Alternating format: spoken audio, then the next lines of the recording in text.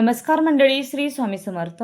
13 August 2026 रोजी श्रावण महिना सुरू होत आहे आणि यंदा गुरुवार या वारापासून श्रावणाची मंगलमय अशी सुरुवात होणार आहे. श्रावण महिना हा व्रतवैकल्यांचा महिना मानला जातो. श्रावण महिन्यातील प्रत्येक शुक्रवार हा जरा जीवितिका अर्थात जीविती देवीच्या पूजनासाठी अत्यंत महत्त्वाचा मानला जातो. हे व्रत विशेषतः आपल्या संततीच्या दीर्घायुष्य, आरोग्य आणि सुख समृद्धीसाठी केले जाते. महाराष्ट्रात अनेक माता श्रद्धेने हे व्रत करतात. जरा म्हणजे वृद्धत्व आणि जीवंतिका म्हणजे जीवन देणारी शक्ती. जीवती माता आपल्या मुलांचे रक्षण करते आणि त्यांच्या आयुष्यातील संकटे दूर करते अशी श्रद्धा आहे आणि त्यामुळे श्रावणातील प्रत्येक शुक्रवारी जीवितीची पूजा केली जाते. बघा, जीविती पूजनासाठी यावर्षी एकूण 5 शुक्रवार आपल्याला मिळणार आहेत. तर या व्हिडिओमध्ये मी तुम्हाला श्रावणामध्ये दर शुक्रवारी करण्याचं जीवितीचं व्रत हे कसं करावं, तसे जीवितीची पूजा असेल, नैवेद्य काय दाखवावा, जीवितीची कथा, जीवितीची आरती सगळं काही तुम्हाला या व्हिडिओमध्ये ऐकायला मिळेल आणि त्यामुळे व्हिडिओ स्किप न करता अगदी शेवटपर्यंत नक्की पहा. तर जीविती ही मुख्यतः लहान मुलांची जीवनदायिनी देवी आहे. या देवीला जरा जीवंतिका असं देखील म्हटलं जातं आणि त्यामुळे या व्रताला देखील आपण जरा जीवंतिकेचे पूजन किंवा जरा जीवंतिका व्रत या नावाने देखील ओळखू शकतो. तुम्ही जर दिनदर्शिका बघितली आणि त्यातल्या त्यात श्रावण महिना पाहिला तर श्रावणातल्या दर शुक्रवारी तुम्हाला तेथे जरा जीवंतिका पूजन असं लिहिलेलं दिसून येईल. जीविती आई ही लहान मुलांचे रक्षण करणारी देवी आहे. श्रावण महिन्याच्या पहिल्या शुक्रवारी भिंतीवर एकतर गंधाने जीवितीचे चित्र काढून किंवा जीवितीची छापील चित्र लावून महिला त्याची मनोभावे पूजा करतात. शुक्रवारी घरामधील सर्व लहान मुला मुलींचे औक्षण करून जीविती आईला त्यांचे रक्षण करावे अशी मनोभावे प्रार्थना देखील केली जाते. श्रावणातल्या 5 शुक्रवारी जीवितीची पूजा ही केली जाते. या दिवशी संध्याकाळी फुटाणे आणि गुळाचा नैवेद्य दाखवून आरती करतात आणि ही पूजा संतती रक्षणार्थ मानली जाते. प्रत्येक आईने आपल्या मुलाबाळांसाठी हे व्रत करायचं आहे. आता आपण जाणून घेऊया की जीवितीची पूजा कशी करावी. सकाळी लवकर उठून स्नान करून स्वच्छ वस्त्र परिधान करावी. देवघरात जीविती देवीचे चित्र किंवा जीवितीचा कागद लावावा. या कागदाला नाग नरसोबाचा कागद देखील म्हणतात किंवा नागपंचमीचा कागद, जीवितीचा कागद अशा या वेगवेगळ्या नावाने ओळखला जातो. पूजा साहित्याच्या दुकानामध्ये अगदी 10 रुपयांना तुम्हाला हा कागद मिळतो. तर या कागदाची श्रावणामध्ये जेवढे शुक्रवार येतात तेवढ्या शुक्रवारी पूजा ही केली जाते. बघा, हळद, कुंकू, अक्षदा, फुले, आघाडा आणि दुर्वा तसेच रंगीत कापसाचे वस्त्र व माळ अर्पण करून पूजन करावे. देवीसमोर तुपाचा दिवा लावावा. पूजेदरम्यान जीवितीची कथा वाचावी किंवा ऐकावी. त्यानंतर जीवितीची आरती करावी आणि प्रसाद म्हणून दूध, साखर, फुटाणे किंवा पुरणाचा नैवेद्य दाखवावा.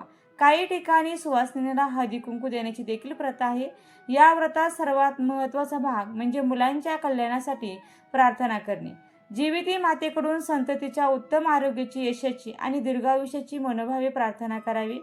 तर श्रद्धा आणि भक्तिभावाने केलेली ही जरा जीवंतिका व्रत कुटुंबात सुख, शांती आणि आनंद निर्माण करते. त्यानंतर श्रावण शुक्रवारी जीविती पूजनाबरोबरच मुलांना ओवाळण्याची सुद्धा प्रथा आहे. दिवसभरामध्ये तुम्ही पूजा कधीही करा, पण मुलांना संध्याकाळी प्रदोष काळामध्ये सूर्य मावळल्यानंतरच दिवे लागण्याच्या वेळेला ओवाळायचं असतं. मुलांना जेव्हा ओवाळणार आहात त्यावेळेला मुलांना बसण्यासाठी पाट किंवा चौरंग टाकायचा आहे. त्यावरती मुलांना बसवायचं आहे. त्यांच्या डोक्यावर रुमाल वगैरे काहीतरी द्यायचं आहे आणि त्यानंतर मग औक्षणाचं ताट आपल्याला घ्यायचं आहे. मुलांना ओवाळण्यासाठी औक्षणाचं ताट करताना त्यामध्ये एक निरांजन घ्यायचे आहे किंवा तुम्हाला जर कणकेचा दिवा घ्यायचा असेल तर कणकेचा दिवा तुम्ही घेतला तरी सुद्धा चालतो, पण शक्यतो निरांजन घ्यायचे आहे. त्यामध्ये जे कोणतं तेल तुम्ही देवासाठी वापरता ते तेल टाकायचं आणि लांब ज्या वाती असतात त्या 2 वाती एकत्र जोडायच्या आणि एकत्र हातावर पिळून घ्यायच्या आणि त्या या जोड वाती आहेत त्या तेलाच्या दिव्यामध्ये आपल्याला निरंजनामध्ये लावायच्या आहेत. त्याचबरोबर एक सुपारी, थोड्याशा रंगवलेल्या अक्षदा, त्याचबरोबर सोन्याचं काहीतरी घ्यायचं आहे जसे की अंगठी असेल. त्याचबरोबर सुपारी सुद्धा तुम्हाला घ्यायची आहे. त्याचबरोबर ओवाळून झाल्यानंतर मुलांच्या तोंडात काहीतरी गोड टाकावं म्हणून साखर, खडी साखर, पेढा काहीतरी घ्यायचा आहे आणि त्याचबरोबर थोडासा कापूस सुद्धा तुम्हाला घ्यायचा आहे. कापूस का तर कापसा एवढे पांढरे केस होईपर्यंत आपल्या मुलाला दीर्घायुष्य मिळावं हा त्याच्या मागचा भाव आहे आणि म्हणून कापूस आवर्जून घ्यायचा आहे. आणि सर्वात महत्त्वाचं कुंकू. कुंकू तुम्ही कोरडं घ्या किंवा ओलं घ्या, काही हरकत नाही.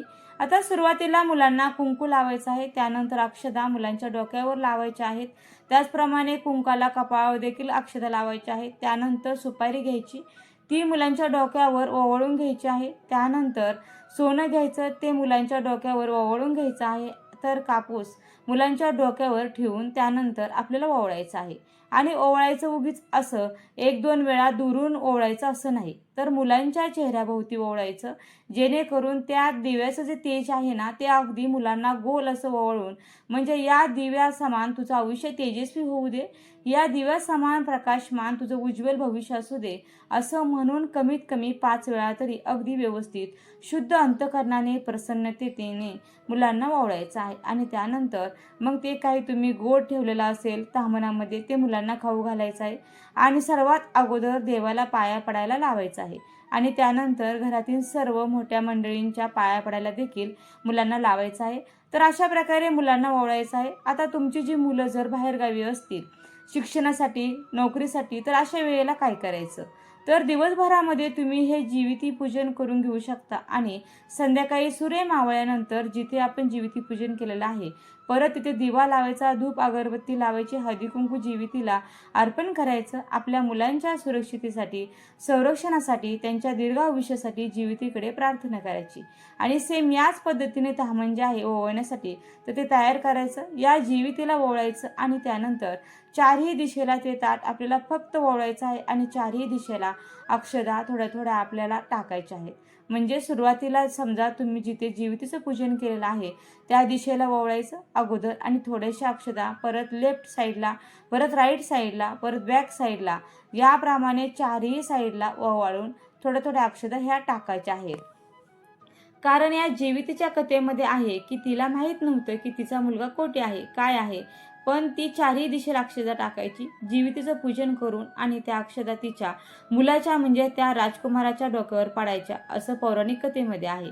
त्यामुळे मग आपला जो मुलगा आहे जिथे कुठे असेल त्याच्या डोक्यावर आपण अक्षदा टाकतोय असा भाव म्हणून चारही दिशेला ओवाळून आपल्याला अक्षदा या टाकायच्या आहेत. म्हणजेच पूर्व, पश्चिम, दक्षिण आणि उत्तर. आता जीवितीची ही आरती आहे ती मी डिस्क्रिप्शन बॉक्समध्ये देते, तुम्ही ती नक्की पहा. आणि जी कथा आहे ती देखील तुम्हाला डिस्क्रिप्शन बॉक्समध्ये त्या कथेची लिंक देते, ती देखील तुम्ही जरूर पहा. त्याचप्रमाणे जीविती पूजन तुम्ही श्रावणातील प्रत्येक शुक्रवारी दिवसभरामध्ये तुम्हाला जेव्हा शक्य आहे तेव्हा तुम्ही करू शकता. पण जर का सकाळी जीविती पूजन केलं तर अतिशय उत्तम आहे.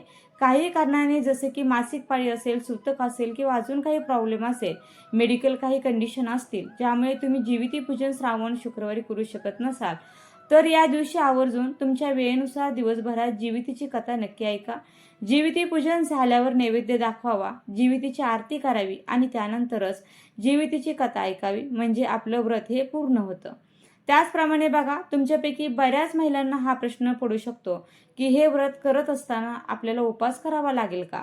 तर पहा, माहितीमध्ये असा कोणताही उल्लेख दिलेला नाहीये की आईने आपल्या मुलाबाळांसाठी हे व्रत करताना उपवास देखील करावा. पण पहा, तुम्हाला जर उपवास करू वाटत असेल तर तुम्ही शुक्रवारच्या दिवसभरामध्ये उपवास करून तो संध्याकाळी सोडू शकता, किंवा मग उपवास नाही केला, फक्त जीवितीची पूजा, त्याचबरोबर तिची कथा वाचणं, तिची आरती करणं, त्यानंतर आपल्या मुलाबाळांचं औक्षण करणं, या गोष्टी केल्या तरी देखील चालतील.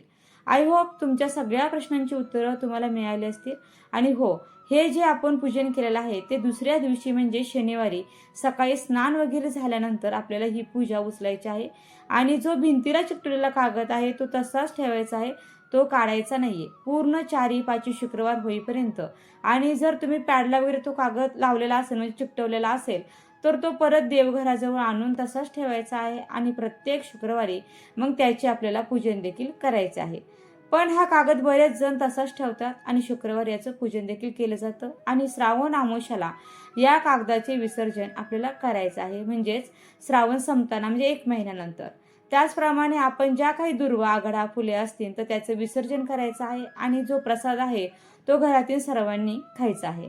तर हा माहितीपूर्ण व्हिडिओ तुम्हाला कसा वाटला? आवडला असेल तर व्हिडिओला नक्की लाईक करा, शेअर करा, आणि चॅनलला सबस्क्राईब करायला मात्र अजिबात विसरू नका. व्हिडिओ शेवटपर्यंत पाहिल्याबद्दल अगदी मनापासून तुमची खूप खूप आभारी आहे. धन्यवाद. श्री स्वामी समर्थ. जय जय स्वामी समर्थ. रामकृष्ण हरी. जय जय रामकृष्ण हरी. ओम नमो भगवते वासुदेवाय नमः. ओम नमो भगवते वासुदेवाय नमः. ओम नमो भगवते वासुदेवाय नमः.